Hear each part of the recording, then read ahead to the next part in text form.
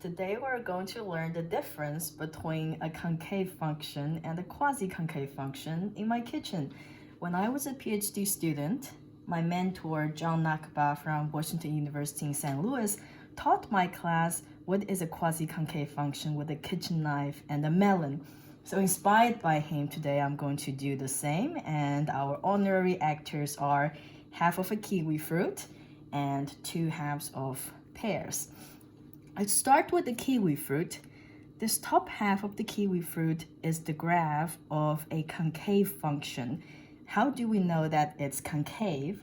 Well, the definition of concavity requires that I pick any point on the surface of this kiwi fruit, and I'm trying to show the surface is the graph of a concave function. I can pick any point on the surface, and I'm going to adjust my knife at any angle that I choose. And if I chop it down vertically, and I look at, after chopping it down vertically, I look at this line, this edge. It's a nice one-dimensional concave function if I look down the edge of the surface after I chop it down vertically. So if I pick any point on the kiwi fruit and any angle to chop it down vertically, if I can guarantee that the edge is concave, then I know this is a graph of a concave function. Now let's look at the pear. This pear is not concave. How do I know that? Well, I can do the same exercise. Say, let's pick this point, and I like to chop it down vertically in this particular angle. And you see, if I open it up and look at this edge, it has a dent in the middle of it.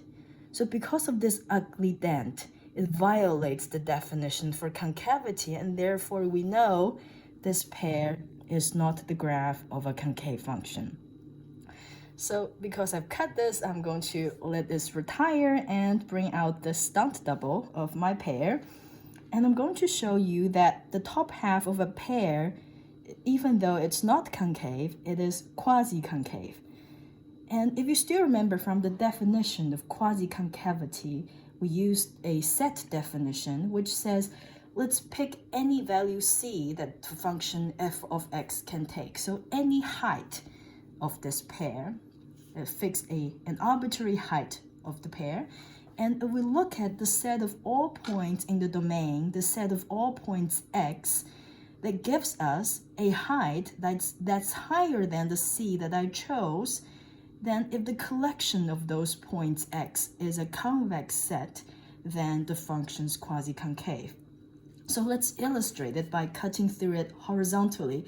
Say I pick an arbitrary height c, I'm going to slice through it horizontally.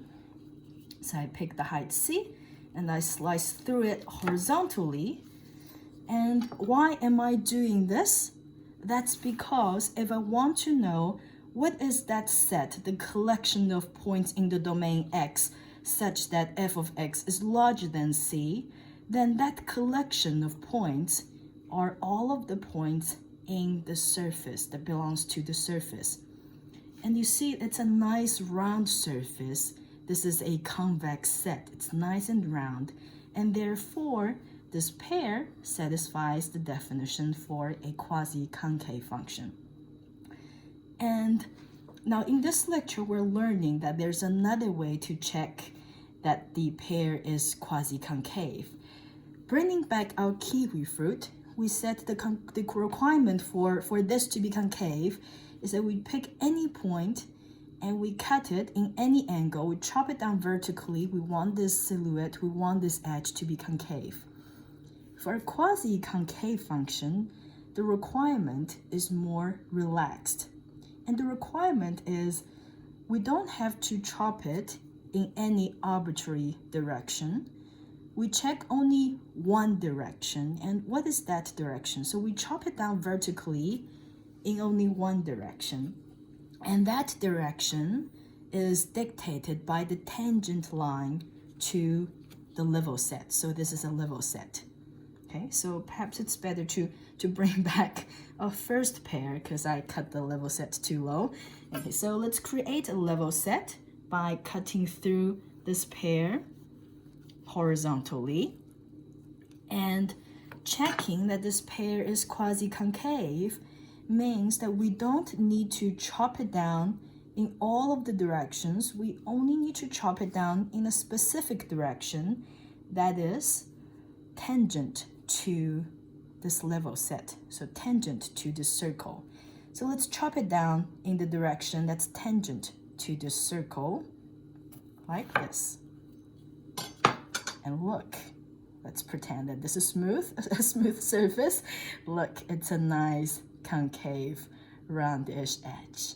And as long as the pear satisfy this property, that we take a level set by chopping it down, by slicing through it horizontally, and then we chop it down vertically in the direction that's tangent to the level set. So let's do it again.